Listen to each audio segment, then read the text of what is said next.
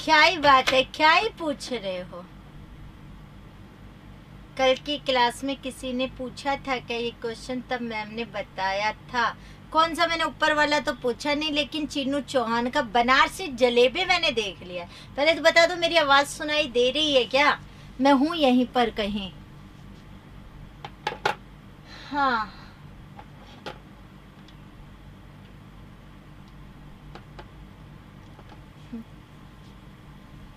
देख, अगर तूने बनारसी जलेबी बोला है ना, तो बनारसी जलेबी तो जलेबी की विशेषता हो गई। वो कैसी है? वो बनारसी है, जयपुरी है। वो जब एक बार आप विशेषण पढ़ लोगे ना, तो पता चलेगा आपको क्या चीज है। मुसाफिर क्लास का टाइम अभी एक्सटेंड नहीं करूंगी। बढ़ाने का कोई फायदा मुझे अभी नहीं लग रहा है इन टॉपिक्स में। अदरवाइज तो मैं 5 से 6 के बजाय 6:30 ले सकती हूँ, यूट्यूब लेट कर सकती हूँ। बट 2-1 टॉपिक में और रुक जाओ, उसके बाद मैं आपका 1.5 घंटे की क्लास कर दूंगी, उससे ज्यादा का नहीं करूंगी। बाकी तो 1 घंटे की क्लास आइडियल होती है व्याकरण की। और नाम आपने बड़ा अच्छा रखा है, मुसाफिर। आप बहुत दिनों बाद पता नहीं मुझे मैसेज कर रहे हैं, या तो पहले दिन ही दिखा था आपका नाम, या आप दिखा है आज। और चिनो, भावना, सब कैसे हैं आप लोग? सुमन वगैरह, मेरी आवाज आ रही है या नहीं आ रही है? घनी खम्मा, अच्छा ठीक है, वो मैं अभी पूछ लूंगी।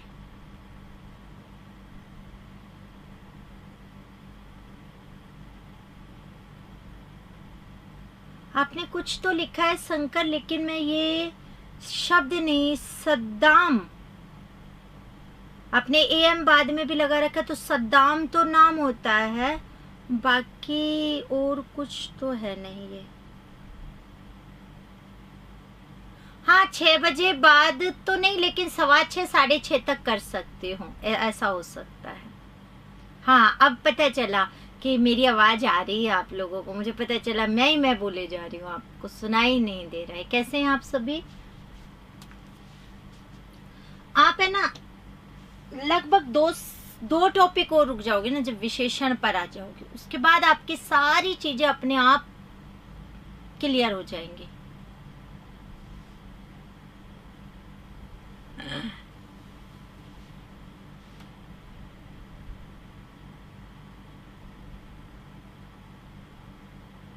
डर्टी अंग्रेजी शब्द है, तो सदाम तो वो तो अलग ही शब्द लिखा था।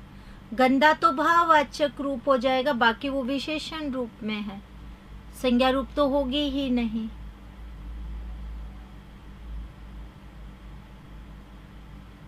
धनराज यादव का क्वेश्चन है। हाँ बताओ, क्या है बेटा?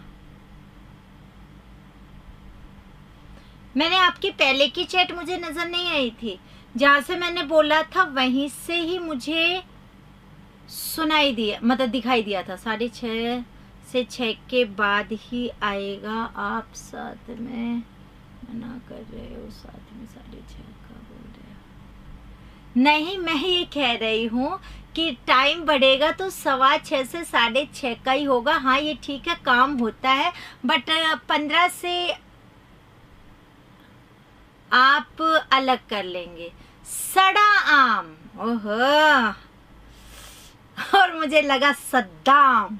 देख ले, वो अंग्रेजी थी ना, इसलिए सदा वाला हो गया, सद्दाम बना दिया मैंने।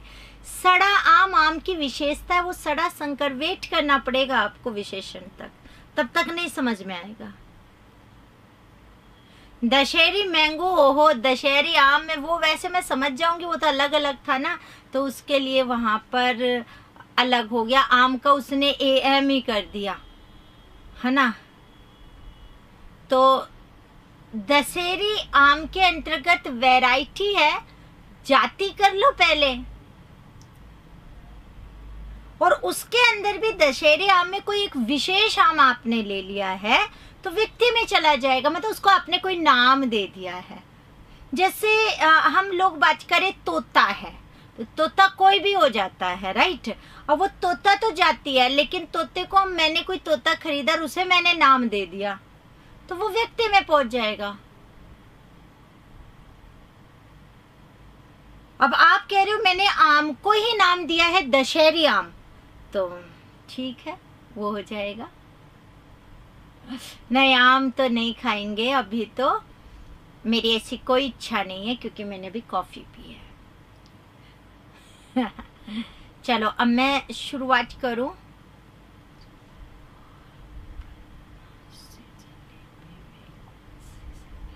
धनराज जी, आपकी बनारसी जलेबी तो मैंने बता दिया। बास की बनारसी जलेबी में आपको अभी भी मैंने समझाई है ये चीज, जैसे सड़ा आम में भी, और उस समय भी मैं आपको बता रही थी। इसके अंतर्गत आप व्यक्तिवाचक करें, लेकिन अभी आप व्यक्तिवाचक पर मत पहुंचिए।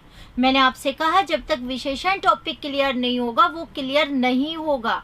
बासमती चावल के अंतर्गत आप जाति कर सकते हो, जाति ऑप्शन में नहीं है तो व्यक्ति कर सकते हो, क्योंकि चावल पहले द्रव्य में आएगा, उसकी वेराइटियां जो आएंगी वो जाति के अंतर्गत आएगा। और उस बासमती के अंदर भी कोई स्पेशल आपने कोई रखा है बासमती के अंदर रेंज, तो वो व्यक्ति के अंतर्गत चली जाएगी।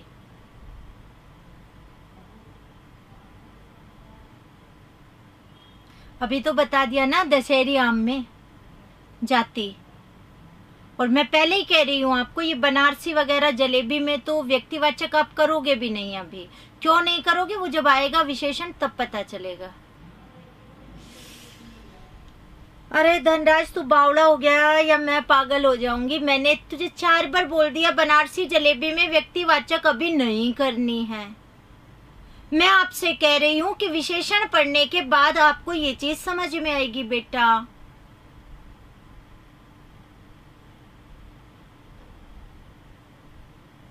जब मैं कह रही हूँ ना, जब तक विशेषण क्लियर नहीं होगा नहीं होगा। अब पढ़ाने वाले कुछ टीचर्स ने आपको सीधा व्यक्तिवाचक बता दिया, तो वो नहीं है। अभी मैंने आपसे कहा आपको वेट करना है। बनारसी जलेबी में आप पहले व्यक्तिवाचक नहीं करेंगे, इसका मतलब मैंने आंसर व्यक्तिवाचक, आपको ये पता है मुझे कि आप व्यक्तिवाचक सुनना चाहते हो, बट मैं आपको रोक रही हूँ।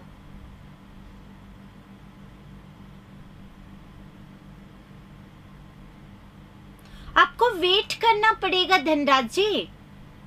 बनारसी जो आएगा उसके अंदर जलेबी, वो जहां आएगा मैं बात करूंगी। आपको वहां जो व्यक्तिवाचक है वो कैसे हुई, क्यों हुई, वो अभी मैं एक्सप्लेन नहीं कर पाऊंगी। वहां तक विशेषण तक आपको रुकना है, उसके बाद ये चीज क्लियर होगी।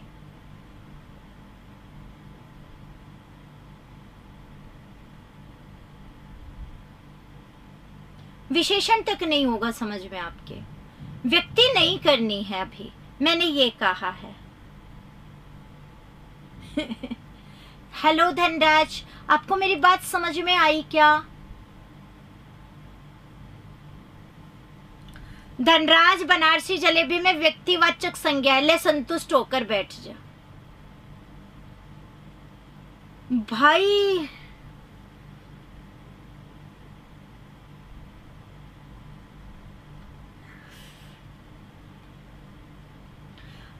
अब मैं आपसे क्रॉस क्वेश्चन पूछूं तो मुझे ये बता दो, ये बनारसी शब्द क्या है? बनारसी तो जलेबी की विशेषता हो गई, वो विशेषण है। सिर्फ जलेबी शब्द संज्ञा का है, तो मैं कहूंगी जलेबी में जातिवाचक शब्द और बनारसी विशेषण है। तो इसका मतलब आप जो मुझसे पूछ रहे हैं उसमें एक ही संज्ञा शब्द है जलेबी, और वो जलेबी शब्द के अंतर्गत जातिवाचक संज्ञा है। बनारसी शब्द विशेषण है, बनारसी जलेबी जैसा कोई भी रूप नहीं है। अब समझ में आ गई बात? अब कैसा लगा आपको, फील हुआ? अच्छा फील हुआ? अब आपको समझ में आ गया बनारसी विशेषण कैसे है। जब एक शिक्षक कह रहा है कि आपको वेट करना है, आपको समझ में ही नहीं आ रहा है। अब मैंने बता दिया जलेबी है, जलेबी में जातिवाचक आ गई है, ठीक है, और बनारसी विशेषण हो गया। इसके अलावा और कोई संज्ञा नहीं है। अभी आप कहो व्यक्तिवाचक पढ़ा है, कैसे आया कैसे नहीं आया, जब मैं आपको 4 बार बोल चुकी हूँ बेटा रुक जा, बेटा रुक जा, विशेषण तक रुक जा, तो आपको रुक जाना चाहिए। है ना। इसका मतलब मुझे ये पता है आप क्या सुनना चाह रहे हो आंसर, और आपने ये पढ़ा है, तो बेटा वहाँ कहाँ गलती हो रही है, कैसे ये यहाँ आएगा, कैसे वहाँ आएगा। जब तक दूसरा टॉपिक क्लियर नहीं होगा तब तक मैं नहीं समझा पाऊंगी। फिर भी पूछना चाह रहे हो तो मैंने जवाब दे दिया। अब बताओ, मैं आपको ये नहीं कह सकती हूँ कि ये पहले व्यक्तिवाचक है। कई बच्चे कहते हैं इसमें भारतीय सेना में बताओ, मैं कहती हूँ भारतीय विशेषण हो गया और सेना जो है वो जाति हो गई। अब वो आपने पढ़ा है और जाति में से भी पहले वो समूह में होगी, और आपने क्या पढ़ा है उसमें व्यक्तिवाचक। अब मैं आगे की बात शुरू कर रही हूँ, इसलिए जब मैं आपसे टाइम मांगू ना कि प्लीज उस टॉपिक तक वेट करो, तो प्लीज थोड़ा सा कर लिया करो, जिससे कि हमारी चीजें अच्छी रहेंगी। ठीक है, अब पढ़े हम आगे। कहाँ गया धनराज?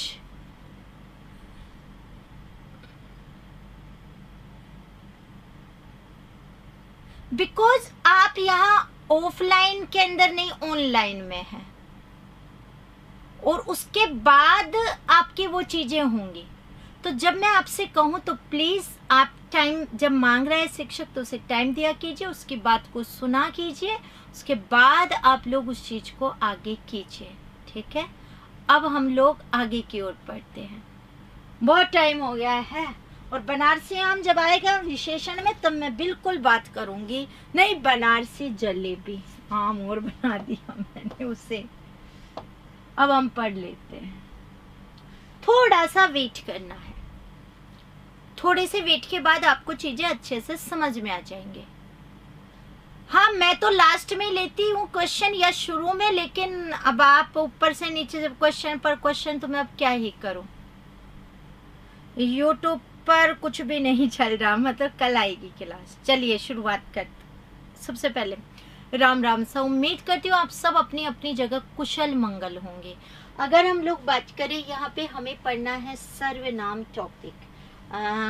अगर बात करें सर्वनाम की, आपको समझना है पहले सर्वनाम बहुत ही सरल टॉपिक है। 100% आपका क्वेश्चन क्या हो जाएगा, क्लियर हो जाएगा। बट प्रॉब्लम ये है कि अगर आपने समझकर नहीं पढ़ा तो आते आते गलत होने वाले में ये गड़बड़ हो जाएगा आपका। ठीक है,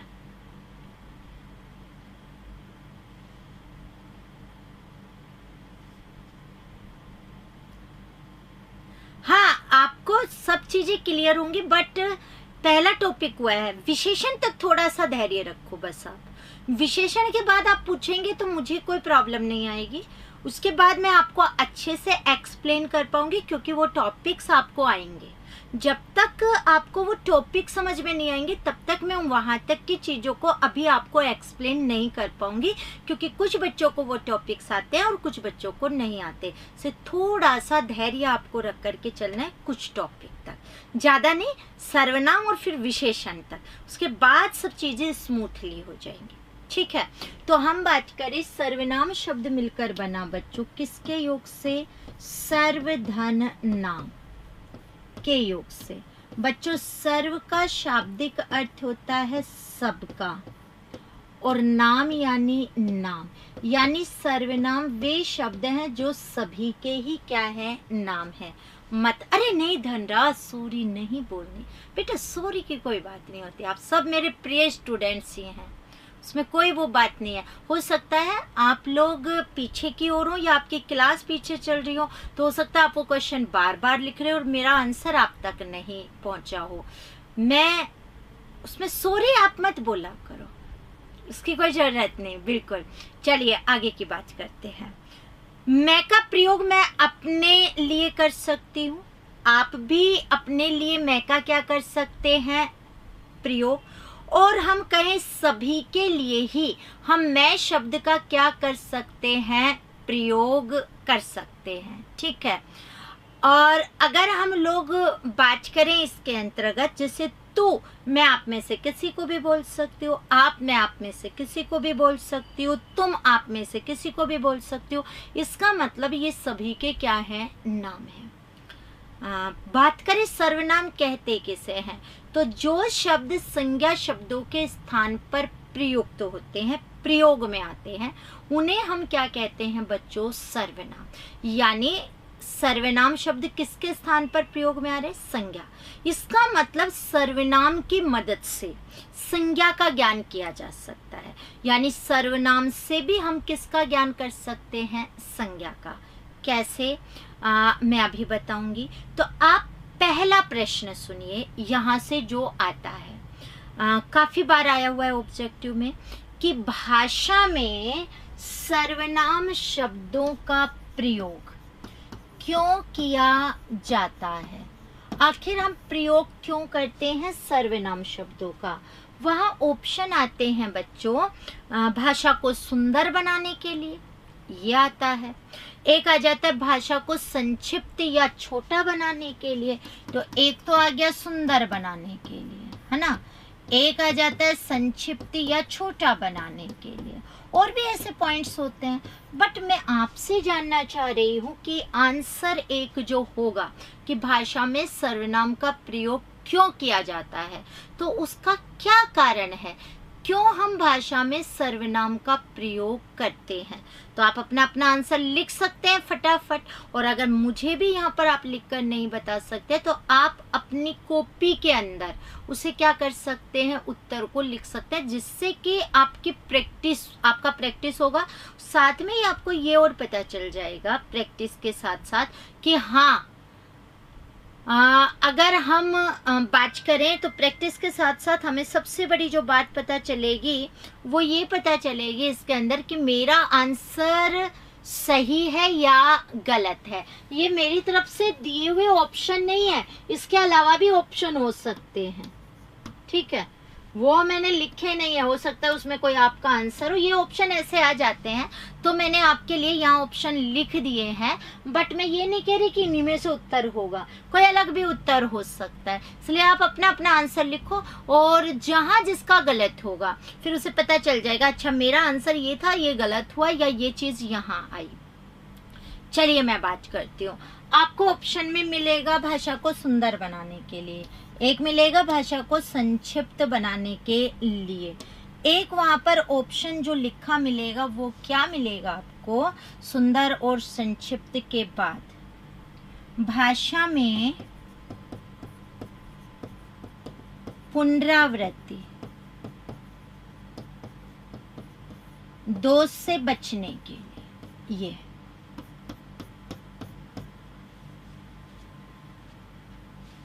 सारे आंसर क्या हो गए, गलत। अच्छा, जो बच्चा ये लिख रहा है उसे आंसर 100% आता है, बट आप लोग इंटरव्यू फेस करते हैं जैसे कि SI वाले, और ये बच्चे करते हैं KVS के अंतर्गत जाते हैं टीचर्स वगैरह, तो DSSB या KVS, और वो वहाँ का इंटरव्यू फेस करते हैं नवोदय वगैरह का, और वहां से आपसे ये क्वेश्चन पूछ लिया जाता है। लगभग बच्चे का आंसर, जिसकी भी व्याकरण पढ़ी हुई होती है, वो आंसर देता है पुनरावृत्ति दोष से बचने के लिए, और आंसर गलत होगा आपकी नजर में नहीं, शिक्षक की नजर में, या जो इंटरव्यू ले रहा है उसके नजर में आपका आंसर क्या है, गलत। अब आप क्या सोचते हैं, कैसे सही तो है? देखिए, ये तो गौण है, सुंदर और संक्षिप्त वाला, तो संक्षिप्त का अर्थ होता है छोटा, ये तो मुख्य गुण है ही नहीं। मुख्य जो है वो ये कि आप कहते हैं पुनरावृत्ति। अब पुनरावृत्ति तो बच्चे किसी भी शब्द की हो सकती है, संज्ञा की, सर्वनाम की, विशेषण की, क्रिया की, किसी की भी हो सकती है, तो सभी शब्दों की थोड़ी ना। वहां आंसर में आपको बोलना चाहिए भाषा में संज्ञा शब्दों की पुनरावृत्ति दोष से बचने के लिए। अब बच्चा क्या कहता है जिसने आंसर ये दिया था, हाँ तो वही तो हमने बोला था। नहीं, आपने बोला सिर्फ पुनरावृत्ति दोष से बचने के लिए। पुनरावृत्ति तो किसी भी शब्द की हो सकती है। आप जब बोलेंगे भाषा में संज्ञा शब्दों की पुनरावृत्ति दोष से बचने के लिए, इट्स मीन सिर्फ और सिर्फ संज्ञा शब्दों के आवर्ती से बचोगे। समझ में आई? To the point. इसमें जो मेन था वो पुनरावृत्ति दोष नहीं, पुनरावृत्ति किसकी रोकेगा? सर्वनाम, संज्ञा की। कैसे? अब यहाँ ध्यान दो, मैं 2 टाइप के सेंटेंस बोल रही हूँ आपको, आप बहुत इत्मीनान से इस चीज को सुनिएगा। और इसीलिए मैं कहती हूँ आपको 1 घंटे की क्लास बहुत होती है वैसे व्याकरण में, अगर बच्चा समझ करके पढ़ता है तो आपको, जैसा मैं फिर बार बार कह रही हूँ, आपको बहुत इजी लगेगा, सब चीज़ें बहुत क्लियर सी लगेंगी। आप जितना रिपीट करोगे उतनी आपको वो चीज़ें समझ में आना शुरू होंगी। अभी तो शुरुआत ही है हमारे व्याकरण की, तो आपको धीरे धीरे पता चलेगा। पहले टाइप का सेंटेंस सुनो, राम बाजार जाता है, राम बाजार से केले लाता है, राम केले खाता है, या आम खाता है या जलेबी, जो भी हो आपके। ये सेंटेंस आया पहले रूप का। दूसरे रूप का सेंटेंस सुनो, राम बाजार जाता है, वह वहां से केले लाता है और उन्हें खाता है। अगर हम लोग बात करें इन दोनों वाक्यों के रूप में, आपको अंतर लगेगा। जब मैंने कहा राम बाजार जाता है, राम बाजार से केले लाता है या आम लाता है और राम आम खाता है, आप यहाँ पाएंगे कि यहाँ पर बार बार तो राम शब्द आ रहा है, बार बार आम आ रहा है। और अगर हम बात करें यानी एक ही शब्द की आवर्ती हुई। लेकिन जैसे हमने दूसरे प्रकार का रूप देखा कि राम बाजार जाता है, वह वहां से आम लाता है और उन्हें खाता है, यहाँ पहले वाले में तीनों वाक्य अलग अलग हैं, ठीक है, उसके अंतर्गत ये रूप है। लेकिन सेकंड वाले के अंतर्गत हम लोग बात करें तो एक वाक्य दूसरे वाक्य से कनेक्ट है, संबंधित है, जुड़ा हुआ है। किसी भी शब्द का रिपीटेशन नहीं था। हाँ धनराज, मैं समझ गई थी जब आपका स्टोरी आया था कि आपको ये नहीं पता चल रहा है कि मैं आपके प्रश्न का जवाब दे रही हूँ, और आप उस समय जब आ रहे थे तो वो आपको लगा। इट्स ओके, चलिए। और अब हम लोग आगे की बात करते हैं यहाँ से। अब हम लोग यहाँ पर बात करें इसमें, तो अब देखो आवर्ती दोष से कैसे बचेगा। मैंने कहा राम बाजार जाता है, वह कौन? राम। इसका मतलब राम की जगह वह बोला है, तो राम संज्ञा है और संज्ञा की जगह वह लगाया, तो संज्ञा की जगह क्या आते हैं? सर्वनाम। तो वह शब्द क्या हुआ? सर्वनाम। वह वहां से मतलब बाजार से, इसका मतलब बाजार शब्द क्या हो गया? आपका संज्ञा शब्द हो गया, वहां यूज हुआ है इसके लिए। आम लाता है और आम खाता है की बजाय मैंने क्या बोला? और उससे खाता है, उन्हें खाता है या केले खाता है। तो यहाँ उन्हें जो शब्द आया वो उन्हें शब्द किसके लिए आया? केले के लिए, ठीक है। तो अगर हम बात करें, केला शब्द क्या हो गया? संज्ञा। आम शब्द क्या हो गया? संज्ञा। या जलेबी शब्द क्या हो गया? संज्ञा। मैं इतने उदाहरण इसलिए दे रही हूँ कि चाहे आम हो, चाहे जलेबी हो, चाहे से आपका केला हो, ये सारे शब्द किसके हैं? संज्ञा। और उसकी जगह उन्हें आया है, तो उन्हें इसका मतलब क्या शब्द है? सर्वनाम है। समझ में आई बात? इसका मतलब सर्वनाम किस दोष को दूर करते हैं? आवर्ती दोष। लेकिन किसकी आवर्ती को? सिर्फ और सिर्फ संज्ञा। तो भाषा में संज्ञा शब्दों की आवर्ती से बचने के लिए, आवर्ती दोष से बचने के लिए किसका प्रयोग करते हैं? सर्वनाम का। आगे की बात सुनिए। वैसे सर्वनाम टॉपिक आपका बहुत ही छोटा सा टॉपिक है, ये मैं आपको बता देती हूँ। बहुत ध्यान से पढ़ोगे तो 100% क्लियर होगा। वैसे पूरा पढ़ाने के बाद मैं आपसे क्वेश्चन पूछूंगी लास्ट में, देख लेना आपको कितना समझ में आया और कितना नहीं आया, आपको पता चल जाएगा इसके अंतर्गत। तो यहाँ पर अगर हम बात करें, मेरा एक प्रश्न और है आप लोगों से, आया हुआ है क्वेश्चन। तो सर्वनाम शब्दों में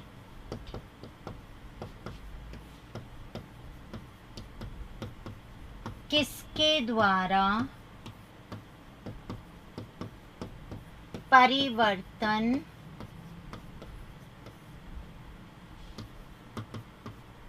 नहीं होता है?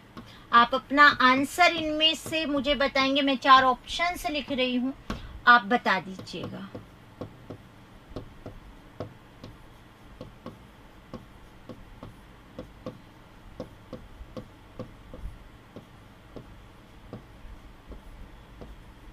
ये 4 ऑप्शन है। ऐसे आएगा और पूछेगा सर्वनाम शब्दों में किसके द्वारा परिवर्तन नहीं होता है। ये 4 ऑप्शन है, अपने अपने आंसर फटाफट बता दो क्या होगा, जल्दी जल्दी। हाँ, मौसम तो जलेबी जैसा ही हो रहा है और वो मैं बिल्कुल वैसे नहीं बोल रही हूँ अब आपको।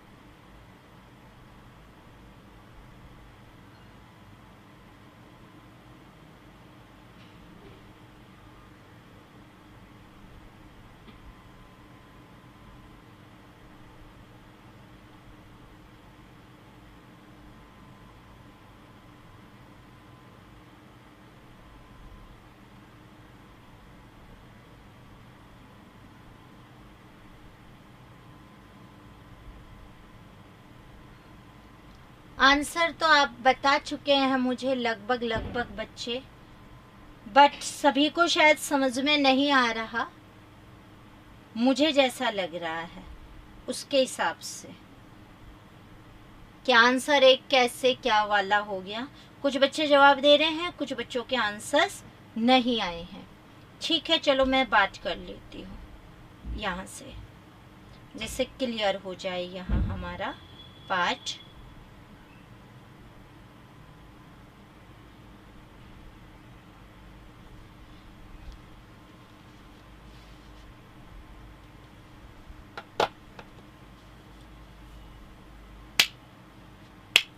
देखो, अगर हम बात करें, आप सभी ने अपने अपने आंसर सोच लिए होंगे, लिख भी दिए होंगे।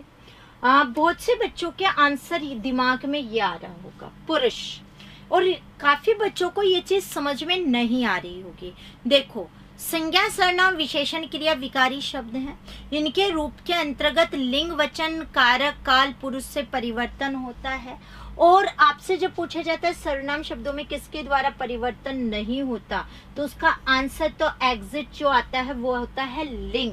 लेकिन काफी बच्चे पुरुष कर देते हैं। अगर आप ध्यान से पढ़े हुए हो तो हमारी जो क्लासें इससे पहले हुई हैं, तो आप लोगों को मैंने ये चीज यही बता दी थी, कल की क्लास में भी बताई थी कि पुरुष सिर्फ और सिर्फ किस में परिवर्तन करता है, सर्वनाम में, और कहीं नहीं। और काल किस में परिवर्तन करता है, आपका क्रिया के अंतर्गत। इसका मतलब काल तो यहाँ होगा ही नहीं, वो तो क्रिया के अंतर्गत करेगा। और पुरुष सिर्फ किस में परिवर्तन करता है, सर्वनाम में। अभी आप पुरुष पढ़ोगे आपको पता चल जाएगा। अब इसका मतलब इससे इसमें परिवर्तन नहीं होता, जो एक तरफा तो मैं आपको समझा चुकी हूँ। लेकिन हो सकता है आप सभी को समझ में नहीं आया हो कि कैसे लिंग से परिवर्तन सर्वनाम में कैसे नहीं होगा। जैसे मैंने अभी कहा, मैं का प्रयोग मैं अपने लिए कर सकती हूँ, आप सब भी अपने लिए कर सकते हो। तो मैं आप में से किसी को भी बोल सकती हूँ, तुम किसी को भी बोल सकते हो। तो आप में तो लड़के भी होंगे और लड़कियां भी होंगी। लड़की भी मैं ही बोलेगी और लड़का भी मैं ही। मैं लड़की को भी तू बोलूंगी और लड़के को भी तू बोलूंगी। अब आपको मैं या तू ये शब्द देखकर नहीं पता चलेगा कि सामने वाला पुल्लिंग है या स्त्रीलिंग। मैं बाजार गया, मैं बाजार गई, तो मैं तो दोनों जगह सेम है, पता तो गया और गई से चला है कि वो पुल्लिंग है या स्त्रीलिंग। तू क्या कर रहा है, तू क्या कर रही है, तो कर रहा, कर रही, रहा, रही से पता चला लिंग का, तो उससे पता नहीं चला है। इसका मतलब लिंग दोनों का सेम, यानी पुल्लिंग में भी तू का प्रयोग है और स्त्रीलिंग में भी तू का। पुल्लिंग भी तू का मैं का प्रयोग करेगा, स्त्रीलिंग भी मैं का प्रयोग करेगा। इसका मतलब लिंग जो रूप है उससे सर्वनाम में परिवर्तन नहीं होगा।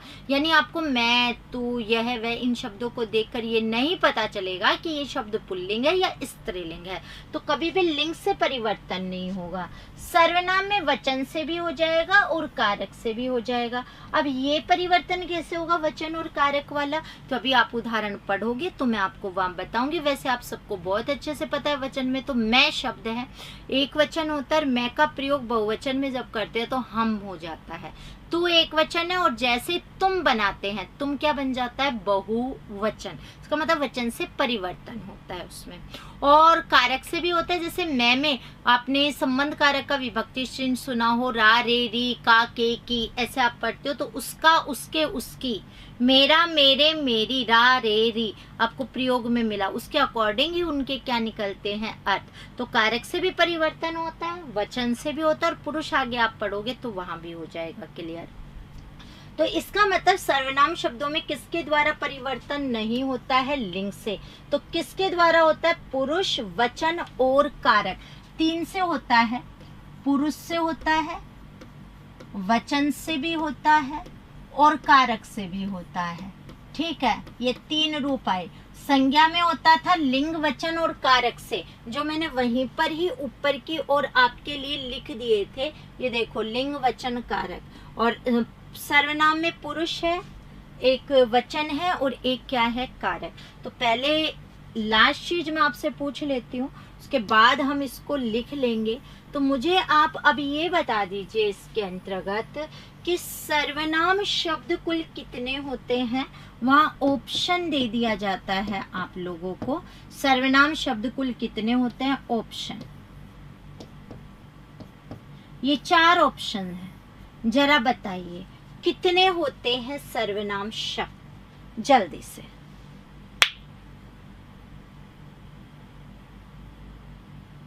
सारे ही लिखवाती हूं मैं तो भावना।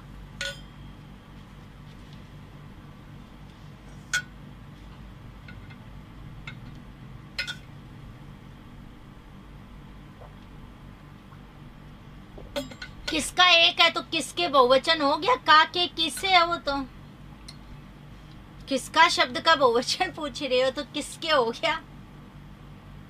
आपने क्वेश्चन भी सही नहीं पूछा है। Very good. तो अगर बात करें सर्वनाम शब्द कुल कितने होते हैं, 11। सर्वनाम के भेद, भेद कितने होते हैं, 6। सर्वनाम शब्द कुल कौन कौन से, मैं, तू, यह, वह, कोई, कुछ, क्या, कौन, जो, सो, आप, ये कुल 11 हैं, जो लास्ट में हम वापस से लिखेंगे। बट 11 ही शब्दों को सर्वनाम का दर्जा मिला हुआ है। मैं आपको बता देती हूँ, कई बार क्वेश्चन आ जाता है इसके अंतर्गत कि बताइए कौन सा जो शब्द है ये सर्वनाम शब्द नहीं है या सर्वनाम शब्द है। ऑप्शन में दे देता है क्या, कहाँ, कौन, एक दे देता है इसके अंतर्गत जैसे किसे, ऐसे, या कोई भी और रूप। तो भेद 6 होते हैं और शब्द कितने होते हैं, सिर्फ 11। 11 शब्दों को दर्जा मिला हुआ है। वो 11 हम पूरे पढ़ने के बाद हम यहाँ बात करेंगे। अब हम लोग यहाँ लिखना शुरू करते, पहले परिभाषा के अंतर्गत, है ना, फिर हम लोग आगे बात करेंगे।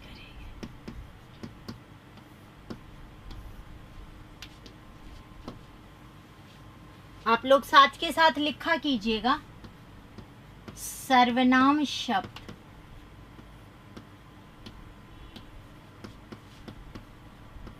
सर्वधन नाम के योग से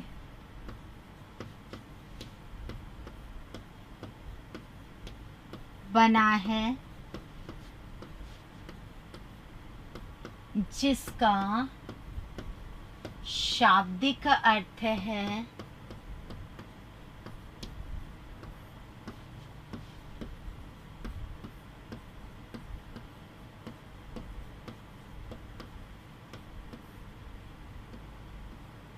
सबका नाम।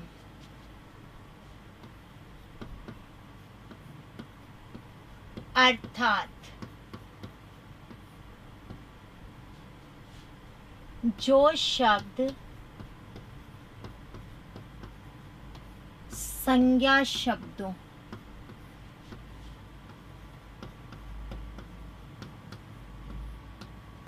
के स्थान पर प्रयुक्त होते हैं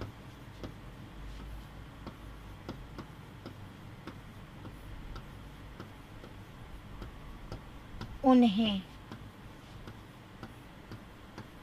सर्वनाम कहते हैं।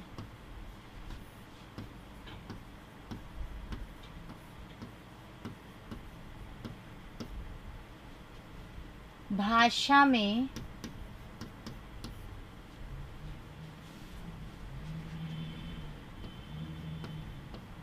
संज्ञा शब्दों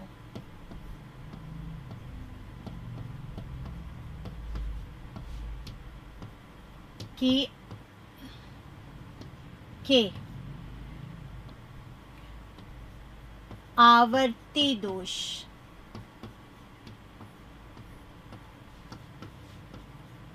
से बचने के लिए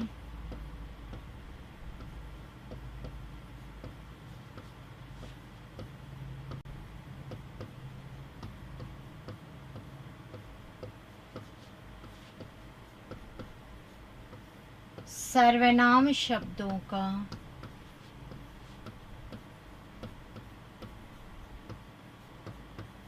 प्रयोग किया जाता है।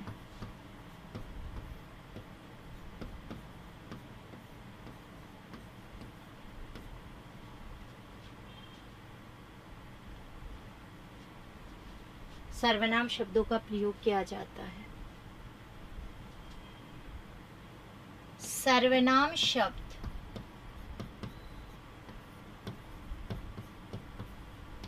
कुल 11 होते हैं। ये लिख दिया परिवर्तन किस किस से होता है।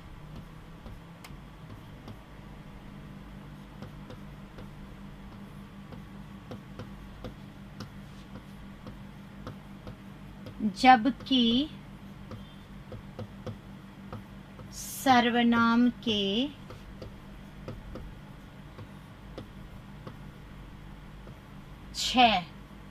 छह शब्द शुद्धि में पूछना है। ये तो है पहला ऑप्शन और ये है दूसरा ऑप्शन। आप देख लो एक शुद्ध कौन सा होगा, फिर वो ही मैं लिखूंगी। अब मैंने ये तो लिखा नहीं आपके लिए, नहीं तो आप पतली गली से निकल ही जाते। शब्द शुद्धि में आया हुआ है। अपना आंसर बता दो, 6 कौन सा शुद्ध है 1 नंबर और 2 नंबर में से, फटाफट कौन सा शुद्ध है 6।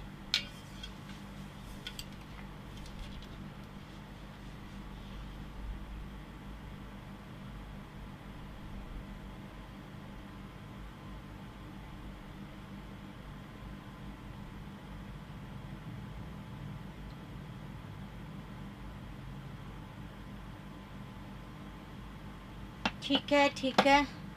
ओहो आंसर आ गए भाई।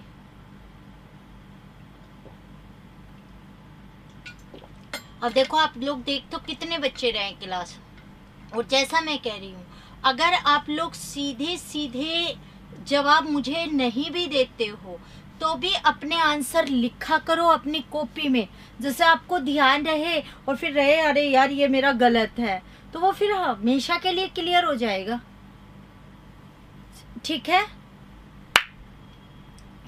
अब आप लोगों ने यहाँ पर बात करें तो 6 के 2 आंसर रूप चुने हैं, या तो 1 नंबर या 2। अब आंसर तो इनमें से कोई एक ही होगा।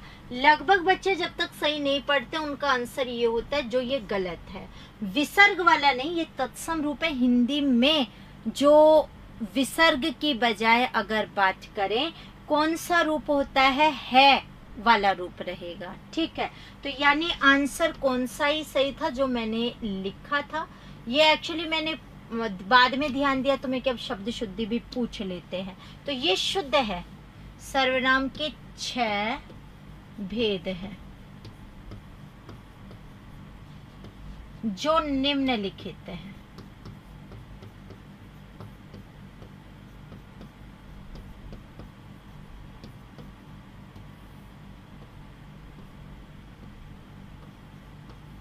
तो चलिए मैं लिख देती हूँ 6 के नाम आपके लिए।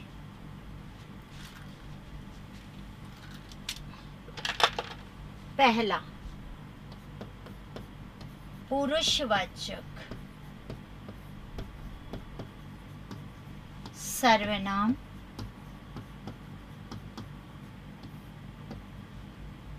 दूसरा निश्चयवाचक। एक क्वेश्चन दिया था आपको, ये चिन्ह पूछा था, इस चिन्ह का नाम क्या है। तो अब हम लोग यहाँ पर बात करेंगे आखिर इस चिन्ह का नाम है क्या। अनिश्चयवाचक सर्वनाम, संबंधवाचक,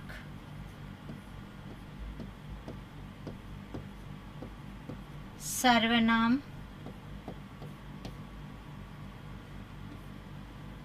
इसके बाद एक आपका जो लिखना है वो है प्रश्नवाचक सर्वनाम। पहले प्रश्न ही लिख देती हूँ।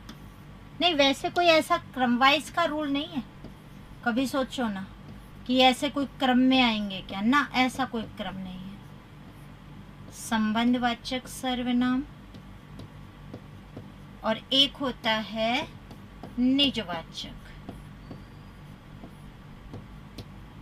ये हमारे रूप हैं बच्चों। यहाँ से अगर हम बात करें, 90% क्वेश्चन इन दोनों में से कहीं से एक मिलेगा, या तो पुरुष से या निज से। बचे हुए 10% में लगभग 5 से 7% संबंध का होता है चांस, और उसके बाद अनिश्चय का। यूँ आपको पता है पढ़ने तो सारे ही हैं, क्वेश्चन कहीं से भी पूछे जा सकते हैं।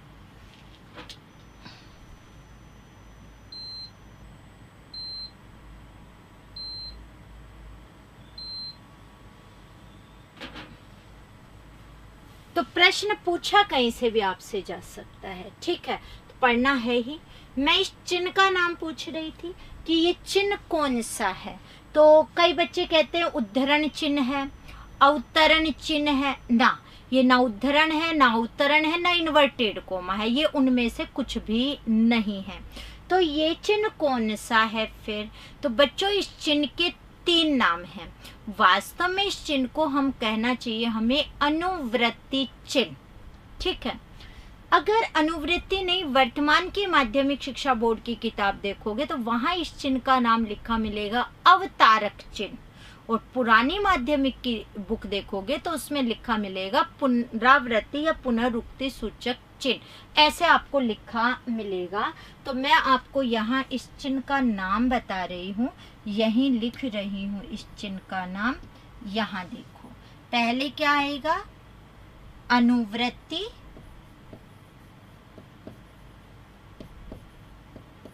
ठीक है। अनुवृत्ति नहीं तो अवतारक, ये वर्तमान में लिखा है माध्यमिक में, पहले अनुवृत्ति लिखा था, है भी वही, बाद में जिसकी आवृत्ति है।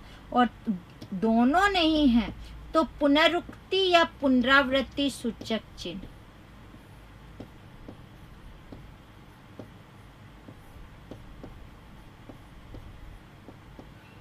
ठीक है। ये 3 इसके क्या हो चुके हैं, नाम, 3 नाम हैं। अब हमें एक एक पर क्या करनी है, बात करनी है। बिल्कुल इनके नाम मैंने तीनों लिख दिए हैं, इस चिन्ह का क्या नाम है वो मैंने बता दिया है। बात करें पुरुषवाचक सर्वनाम की, किसे कहते हैं पुरुषवाचक सर्वनाम। तो बच्चों परिभाषा सीधी होती है, जो सर्वनाम पुरुष का बोझ कराएंगे वो क्या कहलाते हैं, पुरुषवाचक सर्वनाम।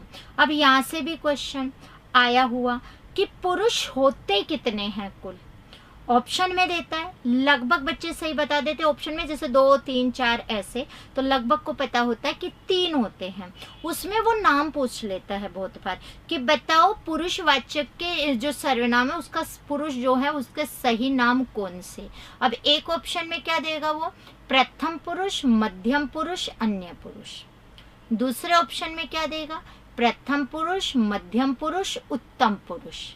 पहले वाले में अन्य था, सेकंड वाले में उत्तम है। तीसरा उत्तम पुरुष, मध्यम पुरुष, अन्य पुरुष। अब बच्चा टोटली कंफ्यूज होता है। एक्चुअली प्रथम पुरुष संस्कृत में होता है, चूंकि वो हिंदी में पूछ रहा है, हिंदी में इन तीनों का नाम होता है उत्तम, मध्यम और अन्य पुरुष। तो कुल कितने होते हैं, ये 3 होते हैं, ठीक है। तो पुरुष हमारे कितने हुए बच्चों, यहाँ पर 3 रूप आए अगर इसमें बात करें तो। और उसमें भी कौन कौन से आए, एक आया, एक मिनट रेड से लिखते हैं, एक आया इसमें उत्तम पुरुष,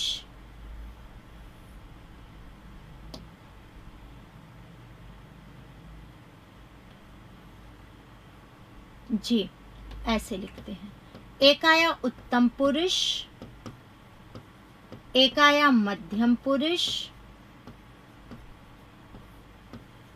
और एक आया आपका अन्य पुरुष।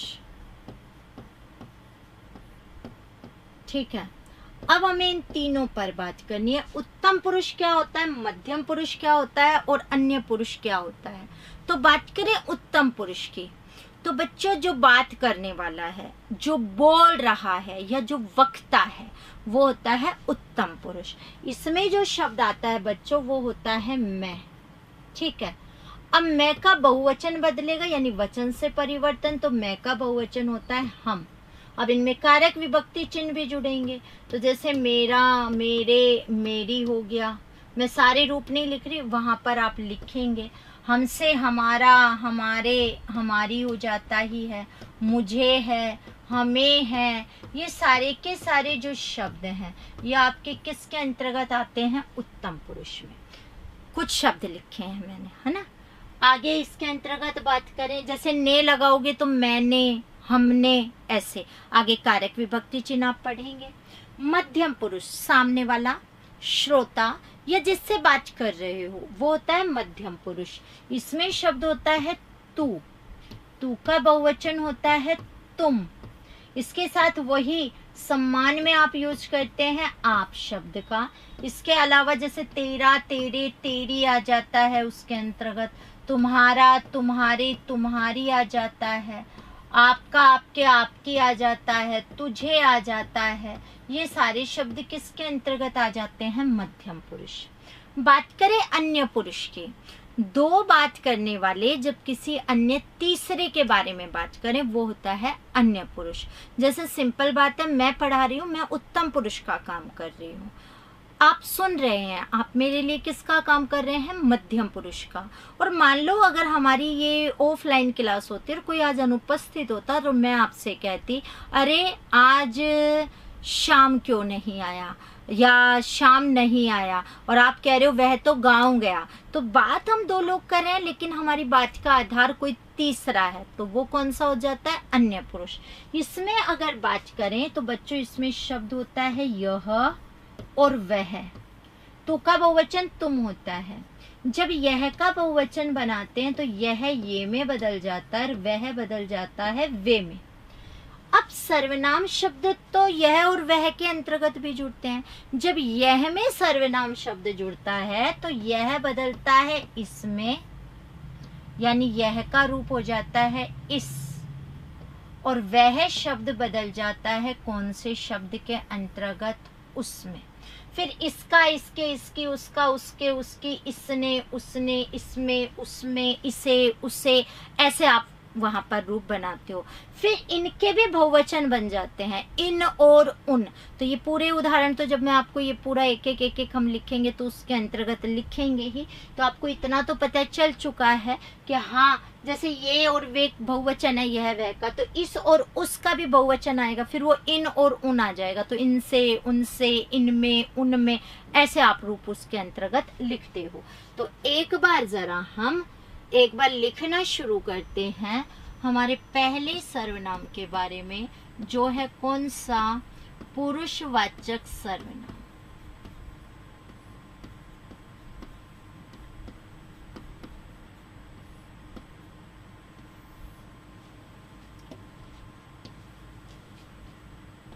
जो सर्वनाम शब्द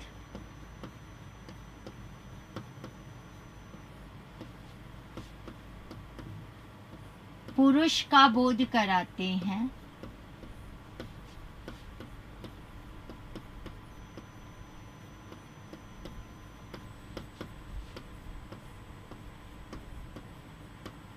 उन्हें पुरुषवाचक सर्वनाम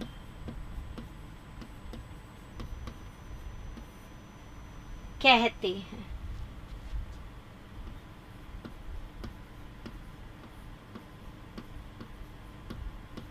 पुरुष 3 होते हैं।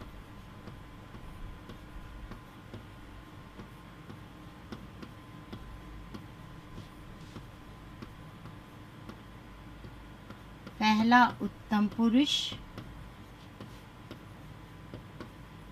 मध्यम पुरुष,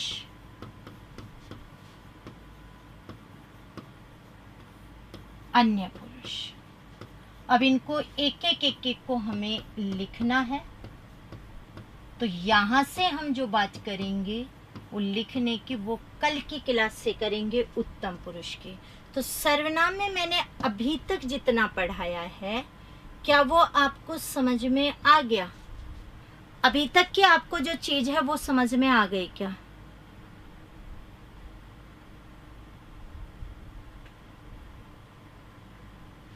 अरे कहाँ पर ध्यान गया तेरा भावना? यह का बहुवचन ये और वह का बहुवचन वे। जब यह और वह में विभक्ति चिन्ह जुड़ेगा तो यह और वह में कारक विभक्ति नहीं जुड़ती, का के की। ये यह का रूप बदलेगा इसमें और वह का उसमें जब विभक्ति चिन्ह जोड़ोगे। ये तो इसका बहुवचन रूप है। इसलिए जब आप लिखो तो इन चीजों को वापस से लिख सकते हो कि ये वे तो बहुवचन है। जब यह वह में आपका क्या जुड़ेगा? सर्वनाम। वो सर्वनाम में विभक्ति चिन्ह, तो यह इसमें बदल जाएगा और वह उसमें। फिर इस और उसका बहुवचन निकालेंगे, तब इसका बहुवचन इन और उनका बहुवचन उन होगा। ठीक है, यहाँ से आगे कंटिन्यू कल करेंगे। कल काफी कुछ सर्वनाम आपका क्या हो जाएगा? कंप्लीट हो जाएगा। ओके।